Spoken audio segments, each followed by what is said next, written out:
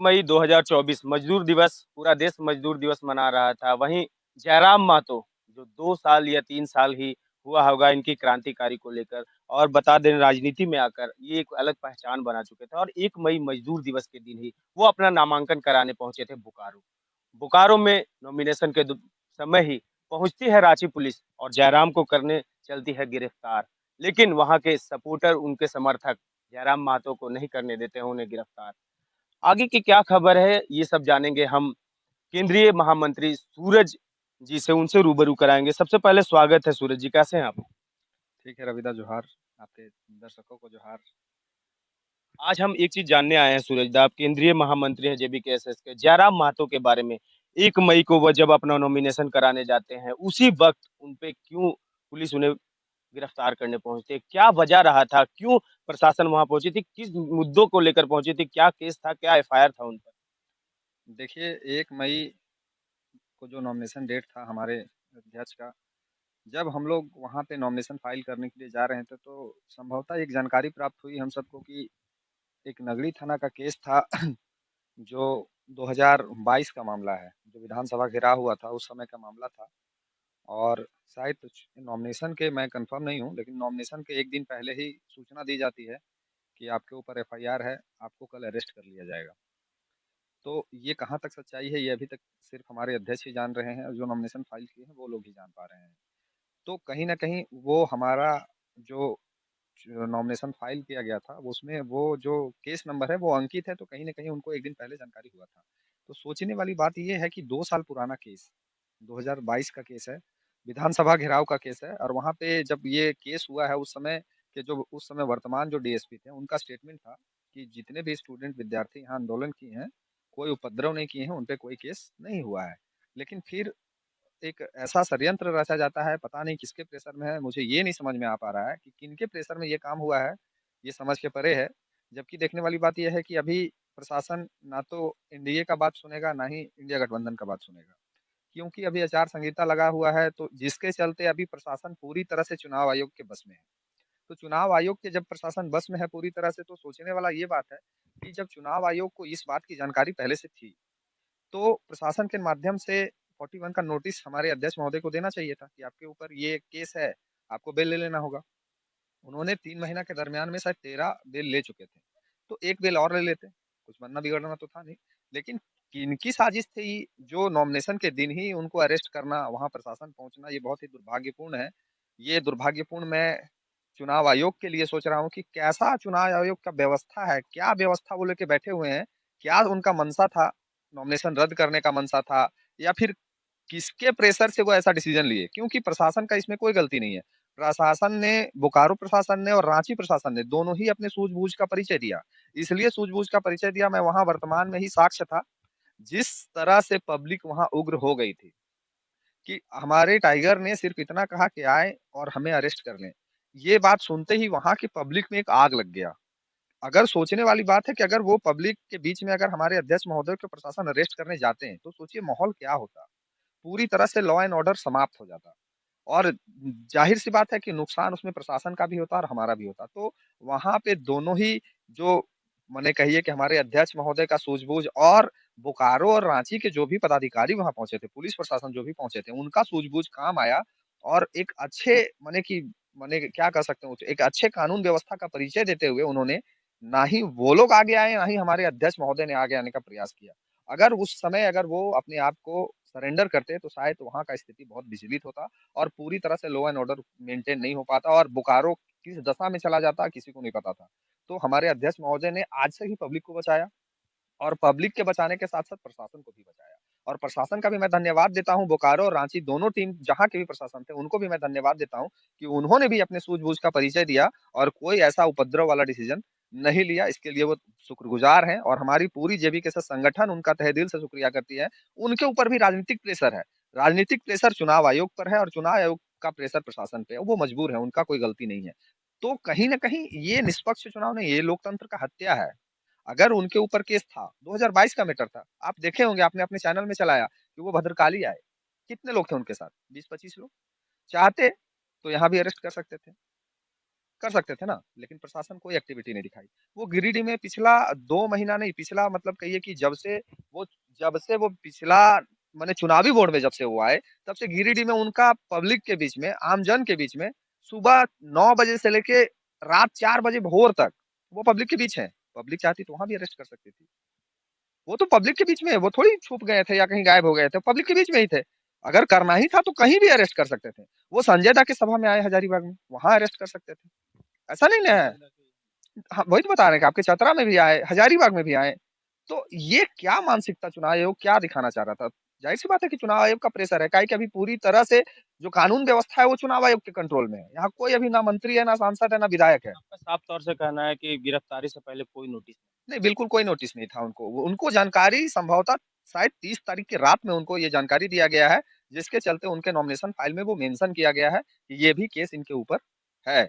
वो चुनाव आयोग से कुछ अपने बारे में छुपाना नहीं चाहते थे, जिसलिए वो केस को भी दर्शाए हैं। तो जैसा कि आपने कहा कि उन नॉमिनेशन फाइल में वो दर्शाया गया है, तो कहीं न कहीं चुनाव आयोग के द्वारा उनको स्वीकृत किया गया नॉमिनेशन।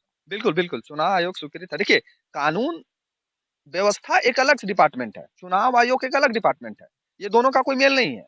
आपके ऊपर केस है, वो चुनाव आयोग का कोई लेना-देना उससे नहीं है।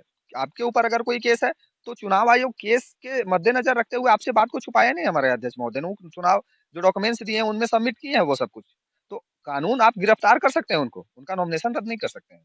और ये जो भ्रांतियाँ फैल रही है कि चुनाव आयोग नॉमिनेशन रद्द कर देगा, चुनाव आयोग के पास कोई ऑप्शन नहीं है नॉमिनेशन रद्द करने का। टाइगर जयराम मातो ने कहा था कि मुझे सभा तक जाने दिया जाए, उसके बाद प्रशासन मुझे गिरफ्तार कर सकती है। बहुत खबरों में चल रही है कि फरार हैं जयराम मातो, भाग गए हैं जयराम मातो। आज मैंने कुछ न्यूज़पेपर में भी देखा कि हेडलाइन्स में पूरा लिखा हुआ था कि टाइगर जयराम मातो भाग गया। तो क्या कहना चाहेंगे? देखिए, जो लोग ये बात को लिख रहे हैं या जो भी मीडिया ये बात को चला रहा है कि जयराम महतो भाग गए, जयराम महतो प्रशासन के डर से भाग गए। ये वही लोग हैं जो चाह रहे थे कि वहाँ पे एक आगजनी हो जाए। ये वही लोग हैं जो चाह रहे थे कि वहाँ प्रशासन भी मर जाए और पब्लिक भी मर जाए। ये वही लोग बोल रहे हैं कि जयराम महतो भाग गए। जो पब्लिक का हितैषी हैं, जो प्रशासन के हितैषी हैं, वो ये बात कभी नहीं बोल सकते हैं। काहे कि उन्होंने अपने सूझबूझ का परिचय दिया। मैंने अभी कुछ देर पहले ही आपको बताया कि उन्होंने अपने सूझबूझ का परिचय दिया। अगर वो वहाँ अरेस्ट होते, तो एक आदमी को समझाना आज के डेट में इतना मुश्किल है, तो वहाँ तो लाखों की संख्या में भीड़ उपस्थित थी, उनको कैसे समझा पाते वो? और उनके लिए आपको भी पता है कि लोग मरने-मिटने के लिए तैयार हैं पूरे झारखंडी। तो वो सूझबूझ का परिचय देते हुए उनको बचाया और खुद भी बचा। वो गायब नहीं हुए हैं। एक चीज़ जानना चाहेंगे सूरज दा, बड़ी बात मैं पूछना चाहूँगा आपको। लोगों में अफ़वाह तो फैल चुकी है कि जयराम दा भाग गए हैं या उनको अरेस्ट करने के लिए पुलिस खोज रही है, छापेमारी कर रही है, 4-5 लोगों को आपके सदस्यों को पकड़ा गया है, केंद्रीय सदस्यों को पकड़ा गया है। तो क्या जयराम दा सरेंडर करेंगे कि जयराम दा इसी तरह छुप नहीं, नहीं, बिल्कुल नहीं। देखिए, कि हमारे जो केंद्रीय जो शीर्ष के नेता हैं, जैसे कि फरजान दा हैं, रिजवान दा हैं, हमारे लिए वो हमेशा गार्जियन रहे हैं और जेबी केसस के मार्गदर्शक भी रहे हैं। उन्होंने उनके साथ जो प्रशासन ने किया कहीं न कहीं चुनाव आयोग का प्रेशर है और वो जो उनको अरेस्ट किया गया है, जो जानकारी मिल पाई है कि 11 लोगों पर एफआईआर उस दिन भी हुआ है, जिसके चलते उनको अरेस्ट किया गया है। और रही बात कि जयराम दा फरार हैं या भाग गए हैं, ऐसा कुछ नहीं है। जयराम दा अपने लीगल एडवाइज़र लोग के साथ में हैं और संभवतः आपको आज-कल में ही दिख जाएगा कि वो कानून व्यवस्था के सामने आएँगे और अपने आप को फेस करेंगे। तो भागने वाली बात ही नहीं है, अगर वो भागना होता तो शायद जो ये बात बोल रहा है कि टाइगर भाग गया है, टाइगर छुप गया है, ये तो उनकी मानसिकता पे ही हँसी आती है कि जो लोग ऐसा बात को बोल रहे हैं और सोच रहे हैं कि टाइगर भाग गया, कहाँ भागेगा वो? टाइगर वो तो पहले भी कह रहे हैं कि सरकार बनाएँगे तो सदन में जाएँगे, सरकार नहीं बनाएँगे तो झुमरा और पारसनाथ का पहाड़ है मेरा, कहाँ जाएँगे हम लोग? ऐसा थोड़ी है कि हम लोग झोला कमंडल उठा के कहीं चल जाएँगे या कहीं से आए हैं, जो झारखंडी है वो कहीं नहीं जाएगा, वो यहीं रहेगा। तो भागने का कोई तात्पर्य ही नहीं बनता है और जो भागने और भगाने की बात कर रहे हैं, वो 1 से 2 दिन में देखिए वैसा रवि जी कुछ नहीं है, ठीक है? ये खौफ हो गया है टाइगर का, तमाम दलों में। डर इतना ज़्यादा बन गया है पब्लिक के सॉरी पब्लिक नहीं, डर इतना बन गया है दलों में कि वो लोग के दिमाग में ही आ नहीं रहा कि अब इसके साथ क्या किया जाए। देखिए, टाइगर को अरेस्ट कर लेने के लिए प्रशासन नहीं पहुँची थी। ये जो लोग सोच रहे हैं कि टाइगर को अरेस्ट करने के लिए प्रशासन पहुँची थी, बिल्कुल ऐसा नहीं है। जो धारा उन पे लगा हुआ है, वो धारा बेलेबल है। तो ईज़ी वे में उनको बेल मिल जाता। आज अरेस्ट होते और कल बेल मिल जाता, तो भागते क्यों हो? सोचने वाली बात है। अगर हमको आज प्रशासन उठा के ले जाती है और कल हमको बेल मिल जाता है, तो हम क्यों भागेंगे? हम 13 को बेल पहले ले चुके थे, एक ठो और ले लेंगे, भागने का क्या बात है? लेकिन सोचने वाला बात है कि ये टाइगर को मेंटली प्रेशर देने का प्रयास किया गया है प्रशासन की तरफ से नहीं। ये जो चुनाव आयोग है उसके तरफ से मेंटली प्रेशर देने का काम किया गया है, क्योंकि चुनाव आयोग के बस में अभी प्रशासन है, वो जो चाहेगी करेगी। और हमारे जो नेता को उठाया जा रहा है, ये कहीं न कहीं दुर्भाग्यपूर्ण है, मैं इसकी निंदा करता हूँ और हमारा पूरा जेबीकेएसएस परिवार इसका निंदा करता है, ऐसा डिसीजन नहीं होना चाहिए। लोकसभा का चुनाव निष्पक्ष रूप से होना चाहिए और चुनाव आयोग को इस विषय में सोचना चाहिए। 20 तारीख को चुनाव है सूरज दा। आप किस तरह से इस मामले को देखते हैं कि जयराम दा को इस तरह से फँसाया गया या रियल है या आप लोग खुद रूबरू जानते होंगे? किस तरह से देखते हैं 20 तारीख को चुनाव जो आने वाला है, किस तरह का प्रभाव पड़ेगा इस मामले को लेकर? देखिए, रविदा एक बात है ना कि 20 तारीख को जो वोटिंग होगा ना, शायद आज तक इतिहास में कभी नहीं हुआ था ऐसा। उस तरह का वोटिंग आपको 20 तारीख को देखने के लिए मिलेगा, तमाम झारखंड की सीटों पे, जहाँ से हम चुनाव लड़ रहे हैं। इसलिए मैं ऐसा बोल रहा हूँ क्योंकि पब्लिक का जो गुस्सा है ना, उसका जवाब ईवीएम है और आपको वो जो संख्या दिखेगा ना ईवीएम में, तो जयराम दा तो हमारे जीत ही रहे थे गिरिडीह से। लेकिन इस तरह का जब माहौल क्रिएट हुआ ना, तो कहीं न कहीं मेरे जो 8 प्रत्याशी हैं, जो लड़ रहे हैं चुनाव, उनका 1-1 लाख वोट सब जगह पे प्लस कर दिया। और ये मैं शुक्रिया देना चाहता हूँ उन सभी भाई-बंधुओं को और वो मीडिया लोग को, जो जयराम दा के बारे में बता रहे हैं कि फरार हो गए हैं, गुम हो गए हैं। तो कहीं न कहीं जयराम दा का पब्लिसिटी कर रहे हैं, उनका प्रचार कर रहे हैं। जो हम लोग नहीं कर पाए थे, वहाँ तक भी लोगों का बात पहुँचा रहे हैं। अभी देखिए झारखंड में चुनावी मुद्दा में अभी एक ही नाम गूंज रहा है, चाहे जहाँ भी चले जाइए आप, टाइगर का नाम गूंज रहा है। तो 20 तारीख का इसका जवाब पब्लिक देगा।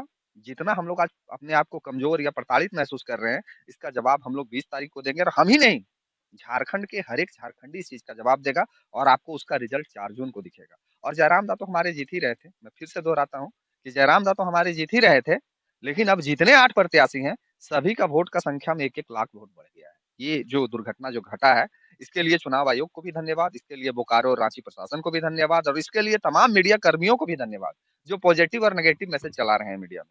सभी को तहे दिल से धन्यवाद कि ताकि हमारा 1-1 लाख वोट सब जगह पे वो बढ़ाए।